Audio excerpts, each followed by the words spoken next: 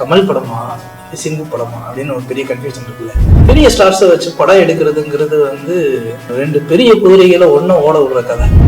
அப்பாவா பையனாங்கிற போட்டிட்டு கடைசியில் என்ன பண்றாங்க அப்படின்றது மட்டும்தான். இன்னும் சொல்ல போனால் லிட்டரலா சொன்னா செக்கச்சிவந்த வானம் படத்தோடைய ஒரு எக்ஸ்டெண்டட் வெர்ஷன் தான் தக் லைஃப் அப்படின்னு நம்ம வச்சுக்கோம். ஸோ தட் என்னன்னா, இது டிப்பிக்கலி மணிரத்னம் படம் அந்த ஃப்ளேவருக்குள்ளே வந்தாலும் இது கமல் சாரோட ஃப்ளேவருக்குள்ளே கொஞ்சம் அப்படியே இருக்கும், ட்ராவல் ஆகிக்கிட்டே இருக்கும் அப்படிங்கிறது மட்டும் நம்ம ட்ரெய்லர் பார்க்கும்போது நமக்கு புரியுது. ஓரளவுக்கு எல்லாரையுமே வந்து திருப்திப்படுத்துகிற அளவுக்கு ஒரு ஸ்க்ரீன் பிளே நரேஷன்ஸ் இருக்குது அப்படின்னு தான் நான் நம்புறேன். சிசா நேயர்களுக்கு வணக்கம். தக் லைஃப் ஜூன் 5 நம்ம வீட்டுக்கு வரப்போகுது அப்படின்றது நம்ம எல்லாருக்குமே தெரியும். ஆனால் தக் லைஃப் ஆக்குதா இல்லை என்ன அப்படின்றத பற்றி பேசுறதுக்காக நம்ம கூட சினிமா விமர்சகர் சிவபாலன் நினைஞ்சிருக்காரு. வணக்கம் சார். ஸோ தக் லைஃப் வந்து ரிலீஸ் ஆக போகுது. மணிரத்னம், சிம்பு அண்ட் கமல்ஹாசன். மணிரத்னம் கமல் பார்த்துருக்கோம், மணிரத்னம் சிம்பு பார்த்துருக்கோம். பட் இவங்க 3 பேரோட காம்பினேஷன் எப்படி இருக்கும்னு நினைக்கிறீங்க? ஒரு பெரிய கன்ஃபியூஷன் இருக்குல்ல நம்ம கேட்போம், இது மணிரத்னம் படமா இல்லை கமல் படமா சிம்பு படமா அப்படின்னு ஒரு பெரிய கன்ஃபியூஷன் இருக்குல்ல. இதே கன்ஃபியூஷன் தான் எனக்கு இருந்தது.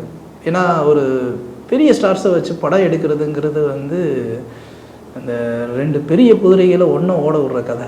கஷ்டம், ரொம்ப கஷ்டம். இவங்களுக்கு ஒரு கேரக்டர் வெயிட்டேஜ் இருக்குது அப்படின்னா இன்னொருத்தவங்களுக்கு கேரக்டர் வெயிட்டேஜ் இல்லை அப்படின்னா ரொம்ப தப்பாக போயிடும். அதுக்கு 2 பேருக்குமே ஈக்குவலண்ட்டாக அந்த கேரக்டர் வெயிட்டேஜ் கொடுக்கணும். அது மட்டும் இல்லாமல் அது டேரக்ட் டச் இருக்கணும். ஸோ அது ஒரு டஃப்பான ஒரு விஷயம்தான்.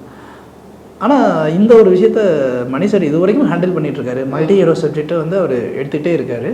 But for the first time multi hero சப்ஜெக்டில் வந்து ஓரளவுக்கு எல்லாமே கிரேஸ் உள்ள ஆட்களை வச்சு படம் எடுக்கிறது இதுதான், தக் லைஃப் தான். அப்படி இருக்கும்போது தக் லைஃப் அப்படிங்கும்போது ஒரு கேங்ஸ்டர் லைஃபு. ஸோ ஆல்ரெடி எல்லாருமே எதிர்பார்த்துக்கிட்டு இருப்போம், நாயகன் படம் மாதிரி இது இருக்குமா அப்படின்னு கேட்டால் நிச்சயமாக அது நாயகன் படம் மாதிரி இருக்காது. Maybe according to me and information படி என்னென்னா, செக்கச்சிவந்த வானம் படம் பார்த்துருப்பீங்க இல்லையா? இப்போது செக்கச்சிவந்த வானமும் ஒரு கேங்ஸ்டர் படம். ஆனால் அந்த கேங்ஸ்டர் படம் எப்படி இருக்கும் அப்படின்னா, அது கேரக்டர் இன்ட்ரடக்ஷன்லேயே பாதி படம் போயிடும். ஒரு பக்கம் வந்து அப்பாவை வந்து பழி வாங்குறது, யாரோ வருவாங்க கொலை பண்ண ட்ரை பண்ணுறது, கடைசியில் வந்து 3 பசங்களை யாரோ ஒருத்தர் தான் கொலை பண்ண ட்ரை பண்ணுறான் அப்படின்ற மாதிரி ஒரு விஷயம் வந்து முடியலையா?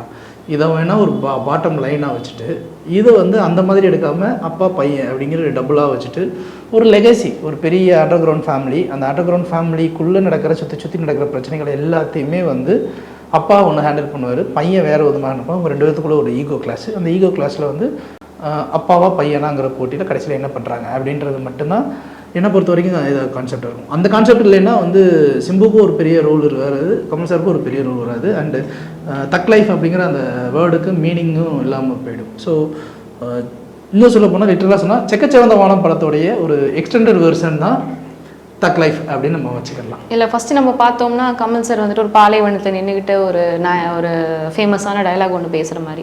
இப்போ ரீசெண்டாக நம்ம பார்க்கும்பொழுது சிக்கிட்டான்னு சொல்லி ஆடிக்கிட்டு இருக்காங்க எல்லாருமே சேர்ந்து. ஸோ இதில் வந்துட்டு இப்போது நிறைய கன்ஃபியூஷன்ஸ் இருக்கிற மாதிரி, ஒரு கிளாரிட்டிக்கே வர முடியலையே. ஸோ இந்த ஸ்டோரி லைன் எதை பேஸ் பண்ணியிருக்கோம்?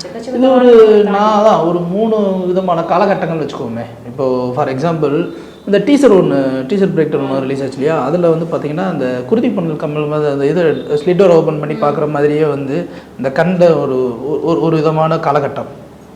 அப்புறம் அந்த சிங்கிச்சா அப்படிங்கிற அந்த பாட்டு இருக்கு இல்லையா, அதுவும் ஒரு காலகட்டம். அப்புறம் பிகினிங்கில் வந்து என் பேர் காயங்குளத்துக்காரன் ரங்கநாயக நம்பி அப்படின்னு சொல்லிட்டு ஒன்று சொல்கிறார் இல்லையா, அது வந்து ஒரு 3rd பார்ட். இது 3ஐயும் இப்படி பிரித்து வச்சுக்குவோம். 3 காலகட்டங்களில் அப்பா பையனுக்கு உள்ள ஒரு பிரச்சனையாக கூட இது நம்ம இருக்கலாம். இதில் நிறையா சர்ப்ரைசிங் எலிமெண்ட்ஸ்லாம் இருக்குது. என்ன சர்ப்ரைசிங் எலிமெண்ட்ஸ் இருக்குது அப்படின்னா, மணிரத்னம் படத்தில் எப்போவுமே கேங்ஸ்டர் படம்னா அவங்களுக்கு டிப்பிக்கலி அது கேங்ஸ்டர் படம்னா இப்போ பார்த்தாலும் ரத்தமும் சதையுமாவும் சுற்றிக்கிட்டே இருக்காது. அவரோட படத்தில் வந்து கேங்ஸ்டர் படம் அப்படிங்கிறது ஒரு ஒரு பேக்ட்ராப்பில் போச்சுனாலும் அதுக்குள்ளே வந்து ஒரு ஃபேமிலி ட்ராமா இருக்கும், ஒரு லவ் இருக்கும், பயங்கர எமோஷ்னல் பாண்டிங் இருக்கும். இது எல்லாமே மிக்ஸ்டாக தான் அவர் வந்து இதை தாண்டி வந்து ஒரு கேங்ஸ்டர் படம் அப்படின்னு கொடுப்பாரு. நீங்கள் எக்ஸாம்பிள் எடுத்துக்கோங்க, தளபதி எடுத்துக்கோங்க, நாயகன் எடுத்துக்கோங்க, ஆயுதத்திலும் கூட பொலிட்டிக்கல் ஸ்டூடெண்ட் பொலிட்டிக்கல்னு விட்டுருவோம். இப்போது செக்கச்சிவந்த வானம் எடுத்துக்கலாம், ராவணன் கூட எடுத்துக்கோங்க.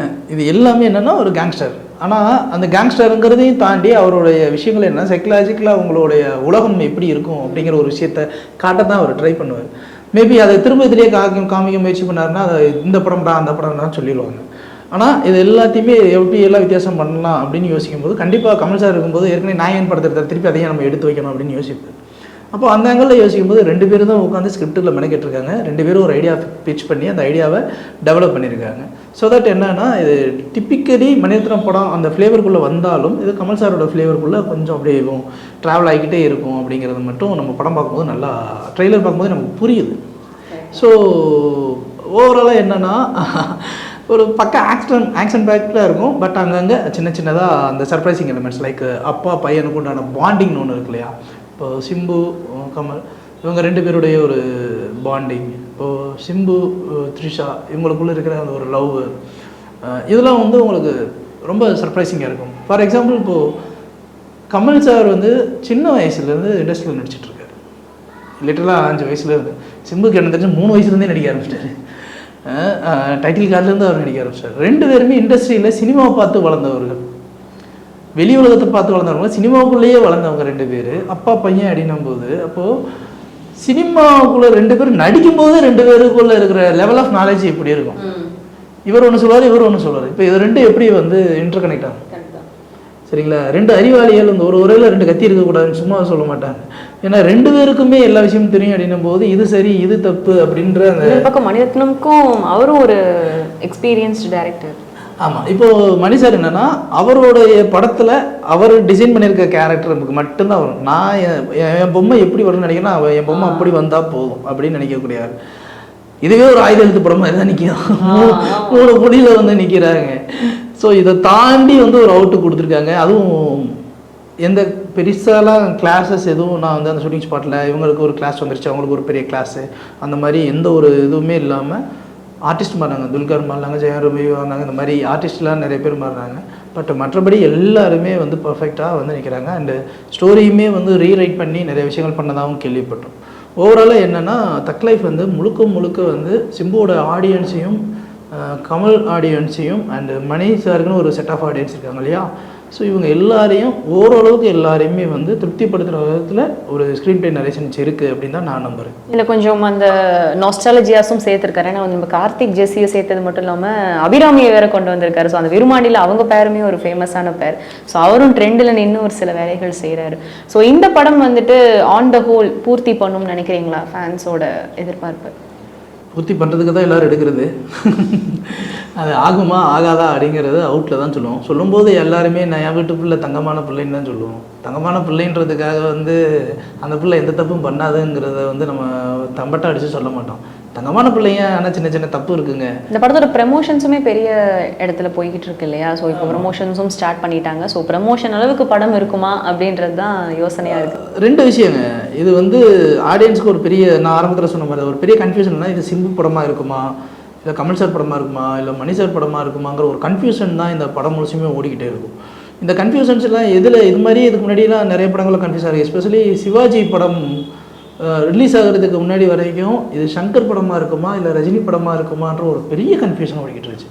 ஆனால் படம் ரிலீஸ் ஆனதுக்கப்புறம் நீங்கள் பார்த்தேன்னு வச்சுக்கலாம் அது 2 பேரோட படமே இருக்காது. டேரக்டர் ரைட்டர் சுஜாதாவோட படம். அவர் தான் எல்லாமே அங்கே ஹீரோவாக நின்று பேக் போனால் நின்று எல்லா வேலையும் பண்ணி வச்சுருந்துருப்பார். ஸோ 2 பேரும் எப்படி பேலன்ஸ் பண்ணுறது அப்படின்றதுக்கு ஒரு நல்ல ரைட்டர் தேவை. ஸோ இந்த இடத்துலையுமே வந்து கமல் அப்படிங்கிற ஒரு ரைட்டரும் இருக்கார், கமல் அப்படிங்கிற ஒரு டைரக்டரும் இருக்கார், இந்த பக்கம் மணிரத்னம் அப்படிங்கிற ஒரு ரைட்டரும் இருக்காங்க, அஸ் வெல் அஸ் டைரக்டரும் இருக்காங்க. ஸோ ஓரளவுக்கு பூர்த்தி ஆகிடுன்னு நம்புகிறோமே. ஏன்னா 3 பேருமே கட்டாயமாக விட்டு கொடுக்க வேண்டிய நெசசிட்டியில் இருக்காங்க. இல்லைன்னா சீனியர் டைரக்டரில் இப்போதைக்கு மணி சார் ஒருத்தர் மட்டும்தான் இன்னமும் ஓடிக்கிட்டு இருக்காரு. மற்ற எல்லாருமே வந்து ஃபீல்ட் அவுட்டு. ஸோ இவரும் ஃபீல்ட் அவுட் ஆகிட்டு ஏற்கனவே கடல் படத்துலேயே ஃபீல்ட் அவுட்டா அப்படின்ட்டாங்க. ஆனாலுமே ஒரு சஸ்டெயின் ஆகி ஓடிட்டே இருக்காரு. ஸோ இது எப்படி இருக்குது அப்படிங்கிறது வந்து ஓவராலாக அதுக்கு தான் பார்க்கணும். கண்டிப்பாக. ஸோ வந்துட்டு இது எப்படி இப்போ சிம்புக்கு வேறு பேக்கப் நிறைய இருக்குது. ஸோ நிறைய படங்கள் அவர் 3-4 படங்கள் அடுத்த வருஷத்தில் ரிலீஸ் ஆகிறதுக்கு இருக்குது. ஸோ அதோட சேர்த்து இந்தோட படமும் சேர்த்து அவருக்கு எப்படி இருக்குது? சிம்பு வேறு வழி இல்லை. அவர் ஆக்சுவலாக ஏப்ரல்லே ஷூட் ஸ்டார்ட் பண்ண வேண்டியதுதான். STR 48 இருக்கு இல்லையா, அது வந்து இதுலேயே ஸ்டார்ட் பண்ண வேண்டியதுதான். அதனால் என்னென்னா அது காலேஜ் சப்ஜெக்ட் அப்படிங்கிறதுனால ஹேர் கட் பண்ணணும். ஓகே. இந்த படத்தில் ஹேர் இருக்குது, இந்த படத்தில் ஃபுல்லி ஹேர். அதே மாதிரி அந்த ஹேர் கட் எதுக்கு வச்சுருந்தாரு அப்படின்னா அதை நம்ம முன்னாடியே பேசியிருக்கோம். STR 50 படத்துக்காக தேசிய பெரியசாமிக்காக பண்ணப்பட்ட ஒரு விஷயம். அங்கேயுமே அந்த போர்ஷன்ஸ் போய்கிட்டு தான் இருக்குது. என்னென்னா அங்கே வந்து சின்ன பையன் ரோல் ஒன்று சிம்பு நம்ம அந்த போஸ்டர் பார்க்கும்போது ஸ்டேட் 50 பார்க்கும்போது அந்த 1000 ஒரு சின்ன பையன் கேரக்டர் மாதிரி ஒரு பையன் ஒன்று இருக்கு இல்லையா, அது வந்து ஒரிஜினலாக அந்த சிம்பு லுக்கிலே வரணும் அப்படின்றதுக்காக அங்கே ஒரு டீமை வந்து பெருசாக ஒர்க் பண்ணிகிட்ருக்காங்க. ஸோ அதுக்குமே கண்டினியூட்டிக்காக இந்த ஹேர் ஸ்டைல் கொஞ்சம் தேவைப்படுது. அண்ட் ப்ரொமோஷன்ஸில் வந்து நீங்கள் பார்த்தீங்கன்னா இந்த ஹேர் கட் பண்ணிட்டாங்கன்னா சிம்புவோடைய ஒரு வருஷத்தோடைய லுக்கு இதே லுக்கு தான். திடீர்னு சடனாக வந்து அந்த லுக்கை சேஞ்ச் பண்ணிட்டாங்கன்னு வச்சுக்கோங்களேன். ப்ரொமோஷன் டைமில் வந்து இப்போது வேர்ல்டு லெவல் ப்ரொமோஷன் பண்ணுறாங்க, தமிழ்நாட்டை பொறுத்த வரைக்கும் அக்செப்ட் பண்ணிக்க போகிறாங்க. வேர்ல்டு லெவல் ப்ரொமோஷன்ஸில் யார் இந்த ஹீரோ அப்படின்னு கேட்டுருவாங்க. ஸோ அதனால் சில இடங்களில் கண்டினியூட்டி நம்ம பார்க்க வேண்டிய கட்டாயத்தில் இருக்கோம். அண்டு இது முடித்த கையோடு அவர் வந்து இது வெற்றி தோல்வியெல்லாம் எடுத்து கொண்டாடுவாரான்னு கூட எனக்கு தெரியல. ஓடிக்கிட்டே இருப்பார். ஏன்னா அடுத்தடுத்து படங்கள் ஓடிக்கிட்டே இருக்குது. அவர் கமிட்மெண்ட் கொடுத்துருக்காரு. பின்னாடி பேக் லைன்லேயுமே ஏகப்பட்ட பேர் வந்துட்டுருக்காங்க. ஆனால் அது எல்லாத்தையும் பெருசாக எடுத்துக்கிறோம். ஃபஸ்ட்டு நம்ம கொடுத்த கமிட்மெண்ட்டை ஒன்றாவது காப்பாற்றி இந்த இடையே நான் நல்ல பேர் வாங்கிக்கிறேன்டா, டே என்னை விட்டுருங்கடா அப்படிங்கிற மாதிரி தான் அவர் ஓடிக்கிட்டு இருக்காரு. அண்டு நீங்கள் காமனாக இப்போ ரீசெண்டாக இதுலேயே பாருங்களேன், முன்னாடிலாம் சிம்பு அவ்வளோ சீக்கிரத்தில் வந்து யார்ட்டையும் ஜோவியலாக பழக மாட்டார். இப்போல்லாம் ரொம்ப ஜோவியலாக டவுன் டு எர்த்தாக அந்த ப்ரெஸ் பீப்புள்கிட்ட உட்காந்து பேசுகிறது, கலகலன்னு சிரிக்கிறது, ஒரு சோஷியல் இன்ட்ராக்ஷன் எல்லாமே பேசவும் செய்கிறாரு. அது காமன். இப்போது மனிதன் தவறு செய்யாத மனிதன் இல்லைங்க, நான் அகைன் சொல்கிறது தான். எல்லா மனிதனும் ஒரு தவறு செய்வான். ஆனால் எப்போ அதை அக்செப்ட் பண்ணிக்கிறானோ அதுக்கப்புறம் அதை மாற்றிக்க ட்ரை பண்ணுவான். டு பி ஹானஸ்ட், அக்செப்ட் பண்ணிக்கிறது ஈஸி, மாற்றிக்கிறது ரொம்ப கஷ்டம். அவர் வந்து அதை கொஞ்சம் கொஞ்சமாக வந்து சேஞ்ச் பண்ணி இவ்வளோ தூரத்துக்கு வந்திருக்காரு. அதனால தான் வந்து திரும்ப வந்திருக்காரு. இதுக்கு முன்னாடி அஜித்துக்கும் இதே பிரச்சனைகள் இருந்துச்சு. இப்போ அஜித்தை நம்ம கொண்டாடுறது இல்லையா, இட் டேக்ஸ் டைம். ஒரு நாய் அடிபட்டுச்சு அப்படின்னா நாய் யாரு கூடயும் பேசாது, யாரை பார்த்தும் குலைக்காது, எதுவுமே கண்டுக்காது. அது பாட்டுக்கு ஒரு ஓரமாக போகும், படுத்து தூங்கிட்டே இருக்கும். அதுக்கு தேவைப்பட்டுச்சுன்னா சாப்பாடு வந்து சாப்பிட்டு திரும்ப தூங்கிடும். அதோடைய ஹீலிங் ப்ராசஸ்ஸை அதை பார்த்துக்கணும். அது எப்போ அது டோட்டலாக மென்டலாக அதே மாதிரி ஃபிசிக்கலாக அதோட ஹீலிங் முடிச்சுட்டு திருப்பி வருதோ அப்போ வந்து அந்த நாய் ஒரு மெச்சூரிட்டி லெவல் வேறு மாதிரி இருக்கும். யாரை பார்த்து குலைக்கணும், யாரை பார்த்து குலைக்கக்கூடாது அப்படிங்கிற ஒரு விஷயம் தெரியும். ஸோ எதுக்கு நான் சொல்கிறேன்னா இந்த லாயல்ட்டி தான். நம்ம சில இடங்களில் தெரியாமல் செஞ்ச தப்புனால சிம்பு நம்ம இன்னும் பின்னாடி பிடிச்சி துரத்திக்கிட்டே இருக்க வேண்டிய அவசியம் கிடையாது. இப்போ அவர் எவ்வளோ மாறிட்டார். அது மாறிட்டாருங்கிறது நம்ம கண்ணு முன்னாடி தெரியணும் போது நம்ம அதை அக்செப்ட் பண்ணிட்டு தான் போயிருக்கு. ஸோ எனக்கு தெரிஞ்சு இதுக்கப்புறம் அவர் அடுத்த ஒரு மாஸ்டர், இப்போ இவர் நிறைய பேர் வராங்க இல்லையா, ஒரு ஒரே படத்தில் எல்லாத்தையும் தூக்கி டிஸ்ட்ராய் பண்ணிவிட்டு அப்படி வந்து நின்று வரோம் அப்படின்ற நம்பிக்கையும் எனக்கு இந்த படம் கொடுக்கும். ஓகே, ஸோ தக் பண்ணுதான் பார்ப்போம். Thank you for joining us.